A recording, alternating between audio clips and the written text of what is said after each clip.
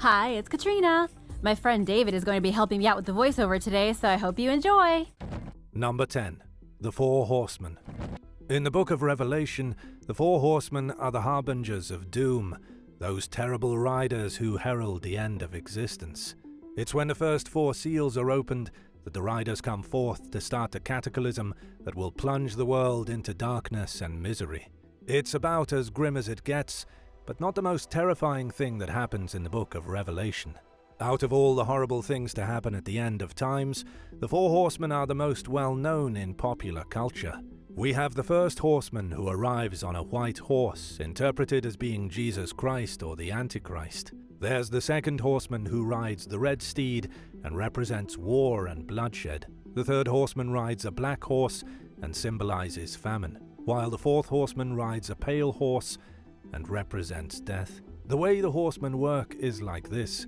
First, the white horseman shows up to signal the end of times. Next, the horseman of war comes to plunge the world into conflict and chaos. Next, the third horseman unleashes a famine that wipes out all the food on the planet. Now that these events have plunged the world into chaos, with everyone fighting and starving, the pale horse of death comes to carry away the souls of all the sick and dying. And in the end, there's nothing left. This book is still just as valid for modern Christians who believe that the prophecies in Revelation have meaning to events happening now. They are encouraged, as the first century Christians were, to remain faithful to the end. In the face of the severe problems confronting today's world, they should have faith and trust in the promise of Jesus. Behold, I am with you always, until the end of the age. Number 9. The Seven Trumpets. The book of Revelation is confusing. The four horsemen should be enough to obliterate the civilized world at the end of days, and yet there are a lot more miseries that the book describes during the Great Tribulation. One of the biggest and most disturbing miseries is the seven trumpets. When the being known as the Lamb opens the seventh seal, silence falls in heaven for approximately 30 minutes. Then God gives the seven angels standing before him 7 trumpets to blow. A different angel blows each trumpet, and the book names none of the angels, and each blast of a trumpet brings with it a terrible judgment. The blast of the first trumpet devastates the earth. A hail of fire and blood burns the trees and the grass until it scorches the earth. All living marine animals are killed by the second trumpet.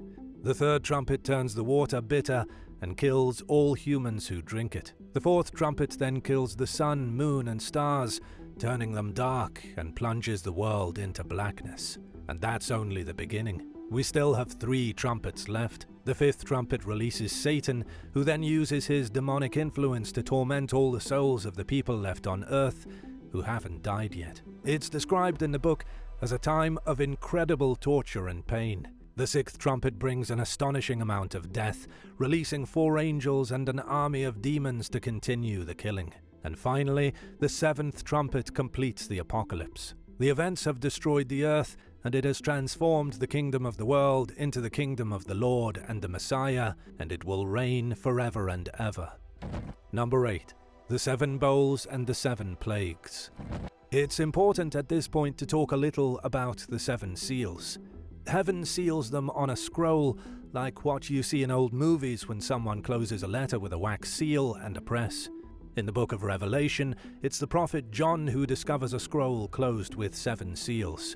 When something breaks the seals on this scroll, they begin the earth's calamities. The first 4 seals being broken release the 4 horsemen, and the rest of the seals unleash other torments. One torment is the 7 plagues of Revelation. 7 bowls of misery are poured out on the world. The book describes 7 specific illnesses that are unleashed on the world's godless population. These 7 bowls are carried by the 7 angels who blow their 7 trumpets. And the illnesses are similar to what happens when the angels blow their horns. The first is a sickness of sores. Painful and stinky sores will infect all the people of the planet. Next, the sea turns to blood, which is the same as what happens with the trumpet. The third one is the same as the third trumpet, with rivers and springs turning to blood and making everyone sick. But the fourth one is different, describing such heat from the sun that it scorches every man like he is on fire. The book says their pain will be so great that they will gnaw on their tongues, but no relief will come to them. The fifth one pours out darkness and pain, blanketing the earth in blackness. The sixth one describes 3 unclean spirits being released from the mouth of the dragon, the beast, and the false prophet. What's interesting about this is that the spirits target the Euphrates River, saying all those who worshipped the river as a false god will die of pestilence and diseased frogs will cover every inch of land. This is describing the false gods of ancient Egypt and Mesopotamia. And finally, the seventh bowl starts an earthquake so impressive that the islands and mountains of the world vanish and break apart. Have you ever had an earthquake where you live? Number 7. The hidden meanings in the Book of Revelation. Most scholars agree John the Elder wrote the Book of Revelation sometime around the year 96 AD in Asia Minor, probably in modern Turkey. He allegedly wrote everything which will transpire during the apocalypse, the details given to him by God. What's interesting is that during this time, apocalyptic literature was all the craze. While such a book may be difficult for modern people to read, people of the ancient world would have been more familiar with its complex nature. There were all kinds of apocalyptic writings from 2,000 years ago, and they all used strange and cryptic messages. But the people back then wouldn't have taken the words in the book so literally. The Book of Revelation is so confusing today because all the strange scenes that seem so unintelligible were metaphors for the destruction of Rome and the rise of the Christian kingdom. It helps us to understand if we look at what was happening around the year 89 AD. Everyone still remembered when the Romans marched on Jerusalem and wiped everyone out just 20 years earlier.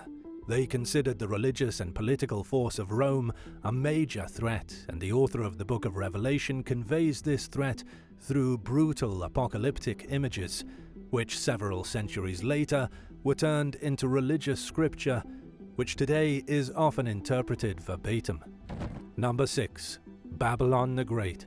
Babylon the Great, also known as the Whore of Babylon, or Babylon the Great, mother of prostitutes and abominations of the earth, appears in the Apocalypse. We see her sitting on a scarlet beast with 7 heads and 10 horns.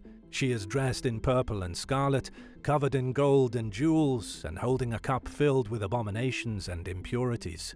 She also comes drunk on the blood of saints, martyrs, and Jesus himself. And while she's one of the most terrifying characters in the Book of Revelation, most historians agree the author never intended her to be an actual person. Instead, Babylon the Great is symbolic of the Roman Empire. She's a representation of the greatest city on earth, which directly defied God's law. The whole point of her as a being of immense evil and corruption is to convey Rome as the centerpiece of all corruption. Most Christians viewed Rome as a sick body of evil, something that held way too much dominion over the world and seduced and subverted people who belonged to God. Do you think there is a modern Babylon? If so, where do you think it is? Let me know in the comments. Be sure to smash that subscribe button and give me a thumbs up so I know you want to see more stories like this. Number 5. The Locusts of Abaddon. When the 5th angel sounds his trumpet, he unleashes Satan from hell to terrorize the planet with an army. But if we get into the specifics, it's a lot more complicated. The fallen angel Abaddon, who plays a major role in the biblical apocalypse, releases a locust plague from a bottomless pit in hell to terrorize the impure for 5 solid months. The book describes locusts as being scorpions out of the earth, but bigger and way more terrifying. The reason you may hear this in so many ways is that there are so many alternative interpretations of what the author wrote in the book. But when we get down to it, the one thing that's always the same is that there is some legion of winged demons or locusts, and they are the worst. The plague of locusts is so bad that men run and try to kill themselves, but death won't let them. Nobody is allowed to die while they're picked apart by flying monsters. Are you scared yet? Number 4. The Great Earthquake. The opening of the 6th seal is the end of everything. What happens is so terrifying and destructive that it will leave nobody standing afterward. Keep in mind that the opening of the 6th seal differs from the blowing of the 6th horn. The angel blows the horns after the 7th seal is opened, one at a time. When the sixth seal is opened, it blows the world to smithereens. The sun turns black like it is covered with cloth, the moon boils red with blood, and the stars fall to the earth. It catches the planet in a hailstorm of falling stars as the world quakes. An earthquake of biblical proportions disrupts all life, sending the kings of mankind, the greatest rulers and military leaders, the strong and the wealthy, to hide in caves deep in the mountains. If this sounds like something you've already heard, that's because it is. One issue with the apocalypse as described in the Bible is that a lot of the events are repeated. It turns the sun black when the sixth seal is opened, and the stars fall from the sky. And yet later, after the seventh seal is opened and an angel blows the fourth trumpet, the sun is turned black yet again. Could this be a permanent solar eclipse? Number 3. The seven-headed dragon. In the book of Revelation, a great fiery dragon with 7 heads and 10 horns and 7 crowns on its heads is described as appearing in heaven. Then, throughout Revelation, the dragon is seen repeatedly. The dragon leads a great rebellion against God. It tries to capture a mysterious woman clothed in white and her child, and it eventually teams up with 2 other beasts to deceive the world into helping its destruction. But by the end, the seven-headed dragon is thrown into the abyss and trapped there for 1,000 years. Here's where historians and religious scholars break apart. For religious people, the fiery dragon is an obvious interpretation of Satan himself. It's the devil who rises against God, and the devil who is defeated. But for historians, like pretty much every other evil entity in the book, the dragon is a representation of the power and authority of the political system. It's a horrible and evil thing that influences the masses, just the same as political systems do to this very day. But 2,000 years ago, people had a much more dramatic way of describing such things, turning them into seven-headed dragons and beasts from the depths of hell. Do you think dragons ever actually existed? Number 2. The Mark of the Beast. If there's one thing we've all heard of from the book of Revelation, it's the Mark of the Beast. It's been in the news recently because according to some, the Mark of the Beast is already here. Now, in Revelation, the Mark of the Beast is described as something that will be given to all the rich and the poor, the freed and the enslaved, and will prevent those without it from buying or selling. And when the Mark of the Beast comes, so too does the apocalypse. Throughout history, every time a certain mark is given to people, some groups immediately assume it's the Mark of the Beast. This was true when Hitler forced hundreds of thousands of Jews to carry bands on their arms to mark them. And the same thing happened when debit cards came out. And now, many people say the COVID-19 vaccines are the mark of the beast. But of course, these are the same people who thought debit cards would be the end of the world. If there is a mark of the beast which will signal the end of days, it's probably not a vaccine. What do you think it is?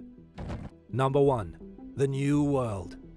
According to the biblical apocalypse, when Jesus comes again, so too will the end of times. The seals will be broken, the 4 horsemen will ride across the world, spreading death and pestilence. The sun will go dark, the earth will quake, and the angels will blow their trumpets. But what happens after that? What happens once the world as we know it is destroyed? According to the book of Revelation, the conclusion is a new world. God has done away with the old one. He wiped all the non-believers, and he comes to live with humanity forever in a new kingdom of paradise. The world has turned into a new Garden of Eden. John describes in his symbolic vision seeing water clear as crystal, trees bearing 12 kinds of fruit, and the leaves of the trees healing all the nations of the world. But as we've already learned, the book of Revelation is filled with illusions and hidden symbolism. We also know that pretty much all the enemies in the book are metaphors for either Rome or other political adversaries of Christians.